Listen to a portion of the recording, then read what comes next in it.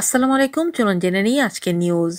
বলিউডে স্টার কিডরা বেশ জনপ্রিয়, যেখানে প্রতিনিয়ত সাইফ আলী খান, কারিনা কাপুরের ছেলে তৈমুরকে নিয়ে ভারতীয় গণমাধ্যমে নানা সময় নানা ধরনের সংবাদ প্রকাশ হয়ে থাকে। স্টার কিডদের ছোট ছোট মজার কাজেই তারকা খ্যাতি পায়। সেই তালিকায় বাংলাদেশের সাকিব অপুর ছেলেও পিছিয়ে নেই। দেশীয় গণমাধ্যমে সাকিব অপুর ছেলে আবরাম খান জয়ের দুষ্টুমি নিয়ে খবর প্রকাশ হয়। সাকিব অপুর ছেলে জয় যেদিন থেকে জনসম্মুখে এসেছে সেদিন থেকে সোশ্যাল মিডিয়ায় ব্যাপক জনপ্রিয় হয়ে উঠেছে। মজার কাণ্ড ঘটালেন সাকিব অপুর ছেলে জয়।